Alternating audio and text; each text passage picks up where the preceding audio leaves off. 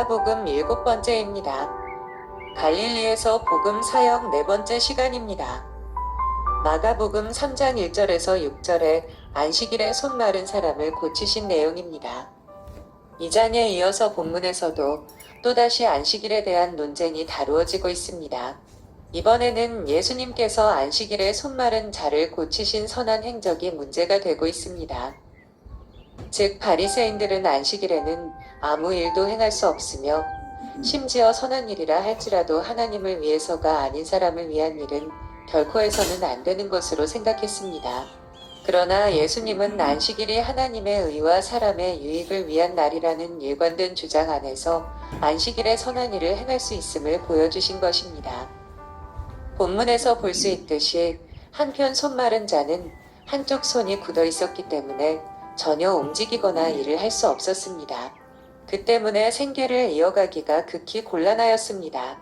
그런데 성경에서는 이처럼 스스로의 힘으로 생계 유지가 불가능한 사람들을 가장 합당한 자선의 대상들로 규정하고 있습니다. 따라서 우리는 이렇듯 스스로 자기 생계와 생활을 책임질 수 없는 사람들을 도와야 합니다.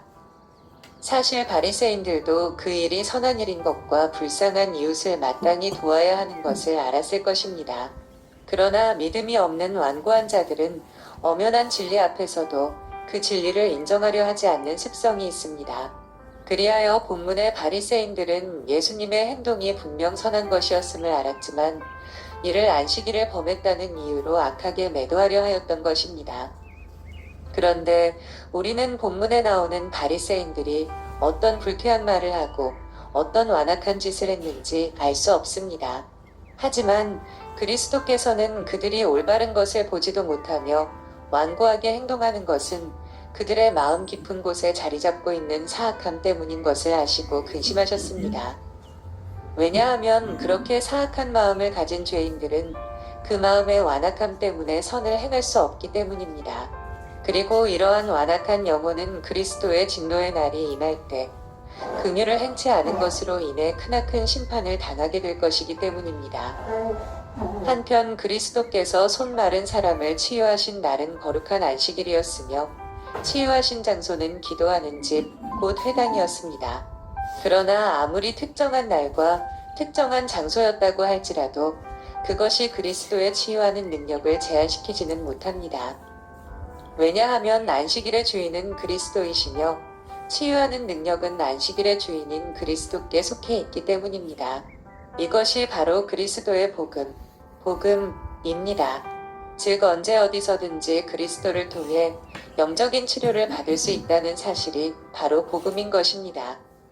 그런데 우리가 그 복음을 얻기 위해서는 복음이 명하는 바에 따라야 합니다. 예를 들어 만일 우리 자신이 손 마른 사람이라고 합시다. 우리가 바리새인들처럼 외적인 종교적 규례에 얽매여 그리스도께 마른 손을 내밀지 않는다면 우리는 치유를 받지 못할 것입니다. 그것은 바로 우리가 문자적인 규례에 얽매여 복음의 명령에 불순종하는 것이기 때문입니다. 그러므로 우리가 복음을 듣고 구원에 이르기 위해서는 그분 앞으로 나아가는 순종이 반드시 필요한 것입니다. 그리고 우리가 이렇듯 복음의 명령에 순종하여 그리스도의 능력과 은혜로 말미암아 본문에 나오는 손 마른 자처럼 치유를 받게 된다면 그 모든 영광을 그분께 돌려야만 할 것입니다.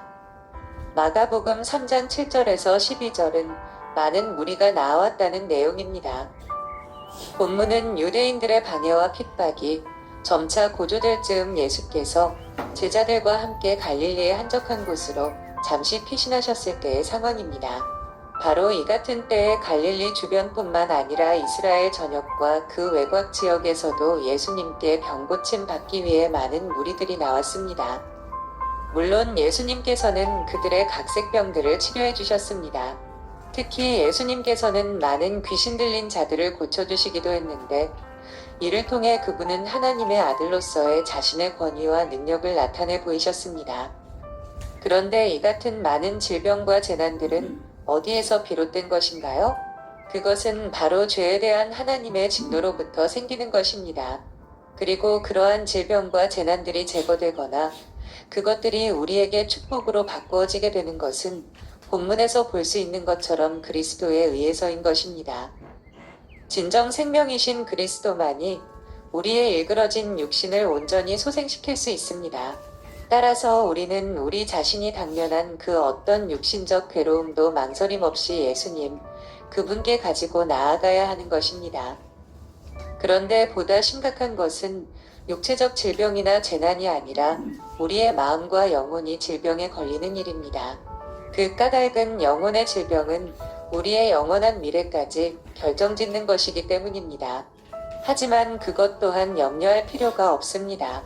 왜냐하면 그리스도께서 말씀으로 우리 영혼의 질병들을 치유하시기 때문입니다.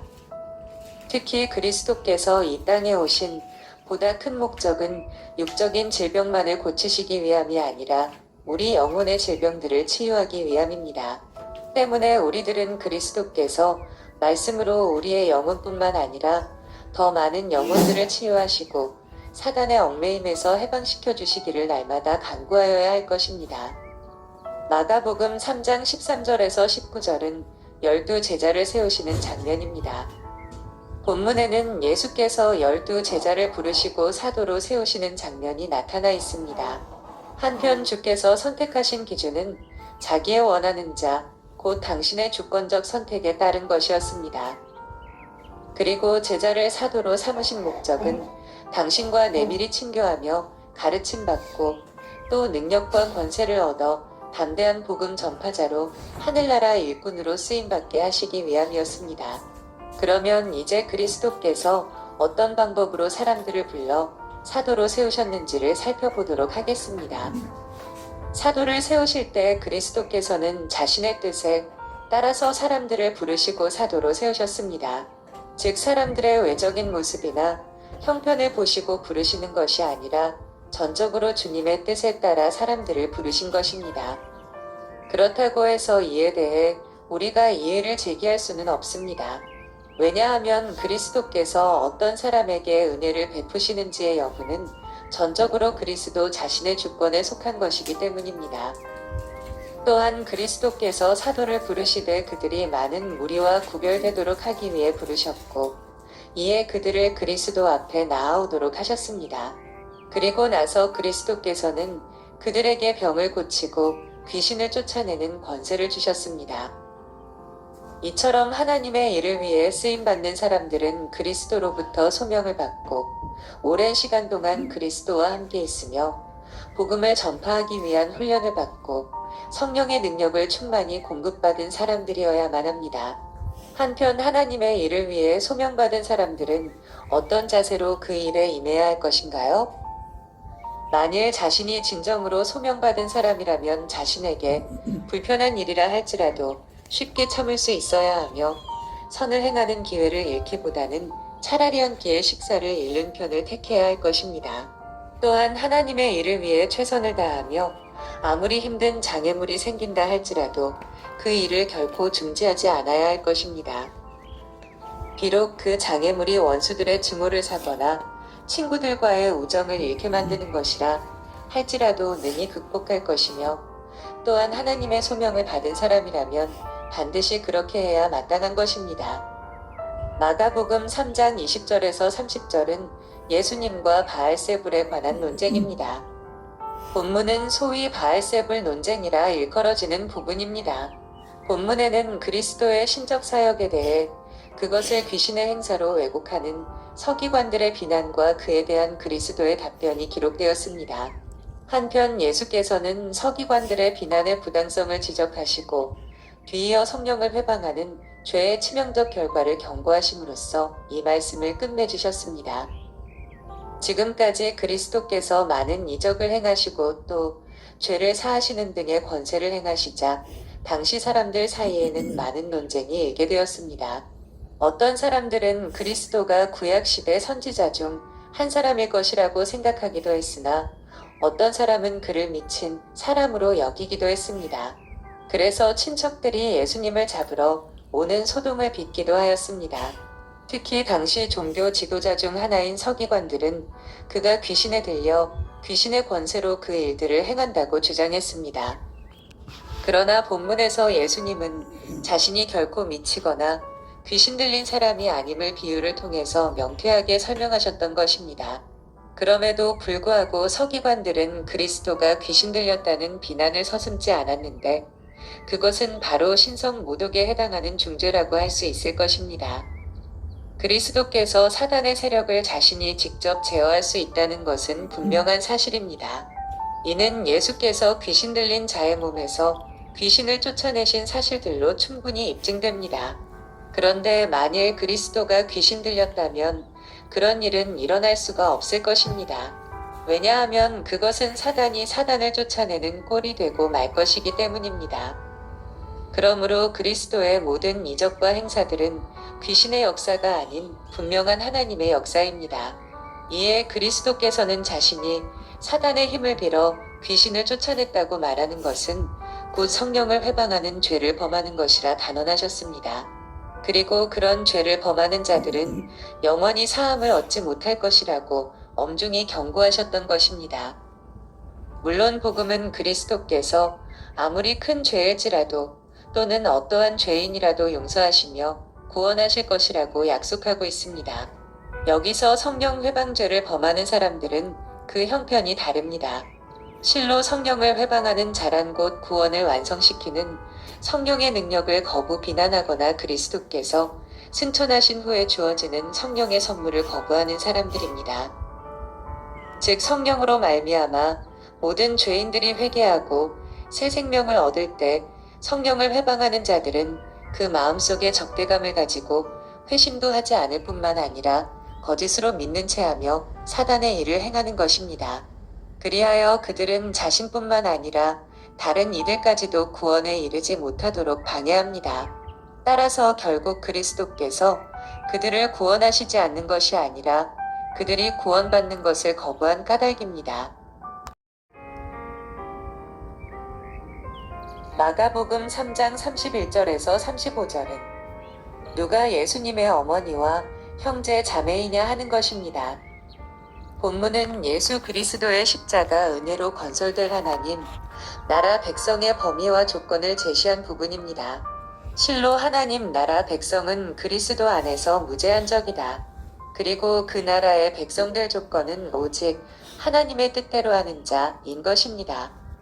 그리스도께 있어서 참 모친이나 형제 자매는 누구인가요? 본문에서는 바로 이에 대한 해답을 주고 있습니다. 즉 예수님께서는 무리들을 가르치시고 있는 중에 모친과 동생들이 찾는다는 소리를 들으셨을 때 단순히 육적인 관계로 맺은 그들이 모친이나 형제 자매가 아니라 하나님의 뜻대로 행하는 자가 내 형제여 자매여 모친이라고 대답하셨습니다. 이렇듯 그리스도를 따르는 그리스도인들이 그리스도께 있어서 그분의 육적인 모친이나 형제나 자매보다 더 귀한 존재라는 사실은 우리에게 큰 위안을 줍니다. 그리고 우리에게 이러한 위대하고도 자비로운 특권이 주어졌음을 생각할 때 우리는 하나님께 영광을 돌리지 않을 수 없는 것입니다. 왜냐하면 그리스도께서는 자신의 육적인 모친이나 형제 자매보다 더 귀하게 여기시는 우리들을 결코 버리지 않을 것이기 때문입니다. 그리고 비록 육적으로 우리와 함께 계시지는 않으시지만 영적으로는 늘 우리와 함께 계셔서 결코 우리를 떠나지 않고 보호 인도해 주실 것이기 때문입니다. 감사합니다.